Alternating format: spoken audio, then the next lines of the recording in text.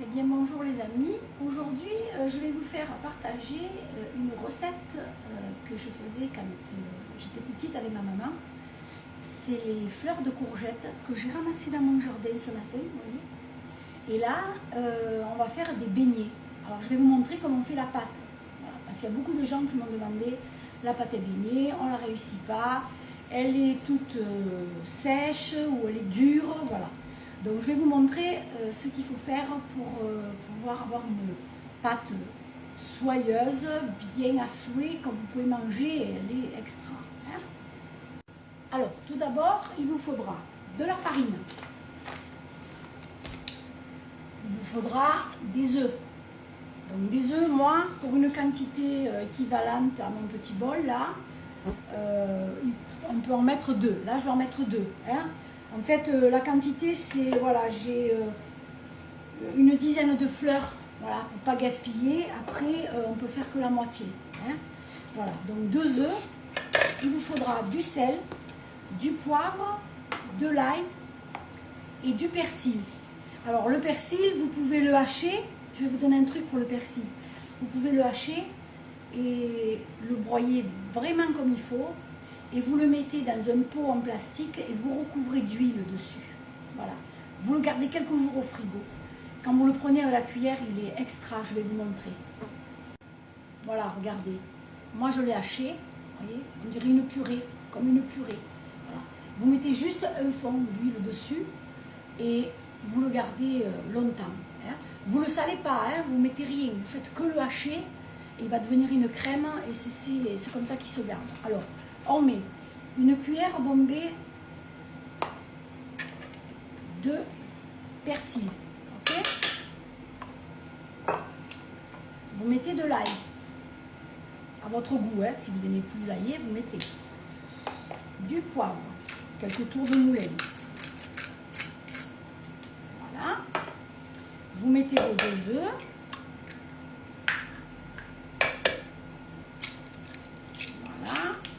Vous salez. Alors le sel, hein, c'est comme vous voulez. Moi, j'en mets pas trop parce que nous, on ne peut pas trop saler. Voilà. Quand vous avez fait ça, vous tournez.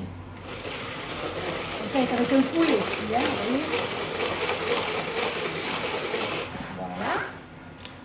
Une fois que vous avez ça, vous obtenez ça. Vous voyez, c'est liquide. Et là, vous allez mettre la farine. La farine, vous mettez à peu près 3 cuillères à soupe bien bombées. Vous voyez, voilà. Moi, j'en ai déjà fait une ce matin. Je ne me suis pas servi du turbo chef. Hein, je vous l'ai fait à la main. Regardez comme elle est belle. Vous voyez, voilà. Parce que j'ai des courgettes aussi à faire. C'est pareil. Voilà. Une fois que vous avez fait ça, vous avez tout mis dedans. Vous tournez. Ça va être dur. Hein. Donc là, vous le levez. Et là, vous rajoutez un peu d'eau. Vous voyez, vous en rajoutez un verre à peu près. Voilà. Et vous tournez, ou alors avec le fouet, c'est pareil, moi je fais le fouet. Hein.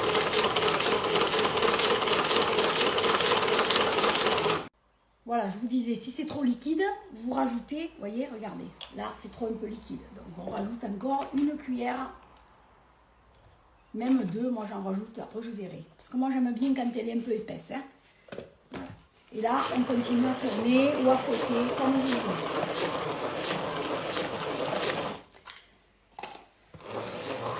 Parce qu'il lui faut un petit temps de repos. Moi, je la fais le matin, comme ça à midi, elle est prête. Je n'ai plus qu'à mettre ma poêle et à faire chauffer et puis je fais cuire. Voilà, vous voyez, là, elle commence à être bonne. Alors, j'enlève ça et je vais vous montrer. Hein. Voilà, regardez. Là, elle est bonne. Voilà, vous voyez. Là, elle est extra. Voilà. Donc, je vais la mélanger à l'autre que j'ai fait ce matin, vous voyez, pour vous montrer la texture. Voilà. Elle est crémeuse, on dirait une crème anglaise. Vous voyez. Voilà. Comme une crème anglaise. Et le secret pour qu'elle soit bonne, votre pâte, il faut la laisser reposer. C'est comme la pâte à crêpes. Si vous faites de suite, ça ne sera pas bon. Là, vous la laissez reposer. Vous voyez, elle est bien. Voilà. Et quand vous allez faire vos beignets, vous n'aurez plus qu'à mettre à la poêle. Vous prenez votre petit beignet comme ça. Alors, il y en a qui les font farcis. Farcis, vous pouvez les farcir à la brousse ou aux épinards. Enfin. Et après, ils ferment comme ça et ils le passent dans le truc. Moi, je ne le fais pas parce que c'est trop riche. Hein. Donc, mais vous plongez bien avec la queue. Gardez toujours la queue. Hein? Et après, vous le faites frire à votre goût, plus ou moins cuit, comme vous voulez. Et puis après, vous les mettez sur un papier absorbant. Et puis, vous les mettez de côté. Et comme ça, vous pouvez les manger. Même froid, c'est super bon. Avec du vinaigre dessus, c'est trop bon. Du balsamique, hein? C'est un délice. Voilà.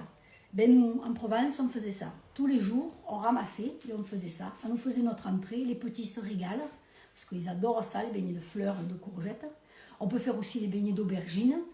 Enfin, tout ce que vous avez dans le jardin, ça se fait, hein, en beignet. Hein, c'est très bon. Hein.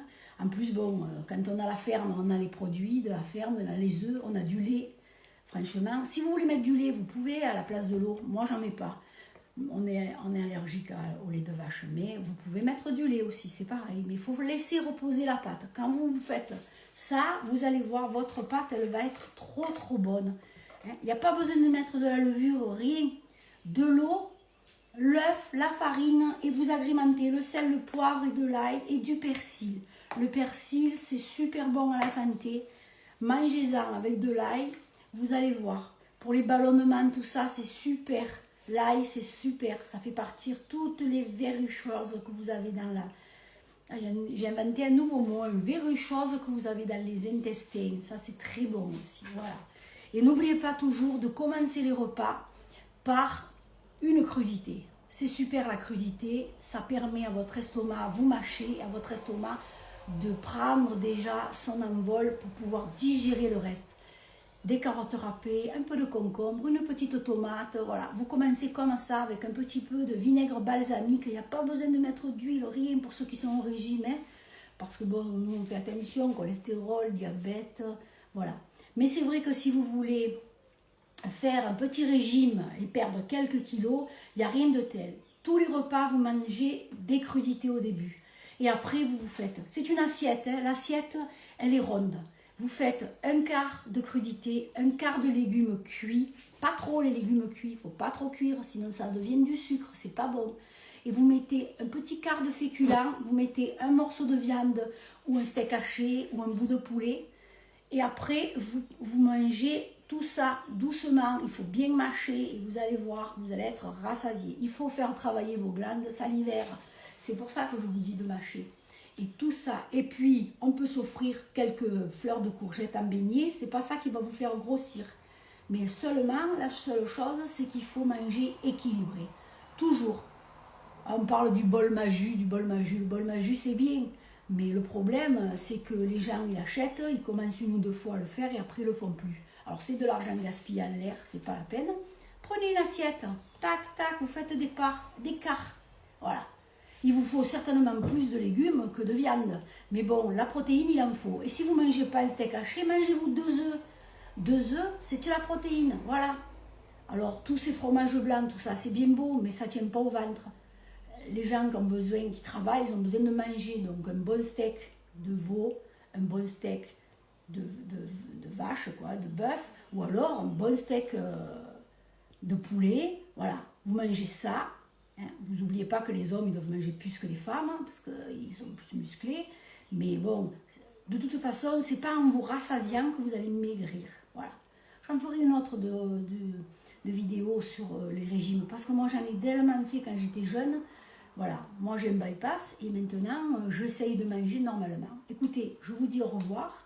On se voit bientôt avec une nouvelle recette. Et puis bientôt, je ferai un live de 2 recettes. Et j'essaierai de le faire régulièrement, dès que je peux. Voilà. Hein? À bientôt. Je vous souhaite une bonne journée, les amis. Au revoir.